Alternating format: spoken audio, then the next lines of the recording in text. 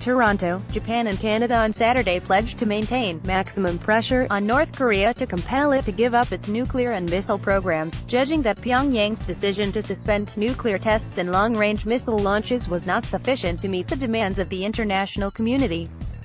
Meeting on the eve of a two-day meeting of the Group of 7 foreign ministers in Toronto, Foreign Minister Taro Kono and his Canadian counterpart, Chrystia Freeland, affirmed they will never accept a nuclear-armed North Korea, according to the Japanese Foreign Ministry.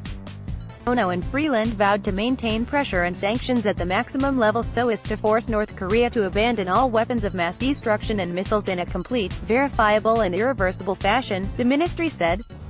They also agreed to cooperate in preventing Pyongyang from evading UN sanctions through ship-to-ship cargo transfers in international waters. At the outset of the meeting, Kono and Freeland signed a bilateral acquisition and cross-servicing agreement, a sharing pact for defense supplies, to strengthen cooperation between the self-defense forces and the Canadian Armed Forces. North Korea's nuclear ambitions are likely to be high on the agenda at the G7 meeting, which comes before North Korean leader Kim Jong-un's planned talks with South Korean President Moon Jae-in next Friday, and with U.S. President Donald Trump in late May or early June. The G7 ministers will gather a day after North Korea announced it will suspend nuclear tests and intercontinental ballistic missile launches, as well as dismantle its only known nuclear test site. The move by Kim, however, falls short of the demand by the United States, Japan and other countries to abandon all weapons of mass destruction and ballistic missile programs, including short and mid-range missiles capable of hitting South Korea and Japan. Speaking to reporters, Kono said Pyongyang's announcement, which some critics see as an attempt to win relief from UN sanctions, will not alter the agreement by the international community, including the G7, to achieve the complete, verifiable and irreversible denuclearization of North Korea. Aside from North Korea, the foreign ministers of Britain, Canada, France, Germany, Italy, Japan and the United States plan to discuss the Trump administration's push to revise the Iran nuclear deal.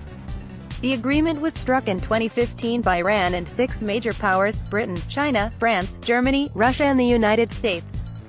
However, Trump has threatened to pull Washington out if an agreement with European allies to revamp the deal cannot be reached before the May 12 deadline set by the U.S.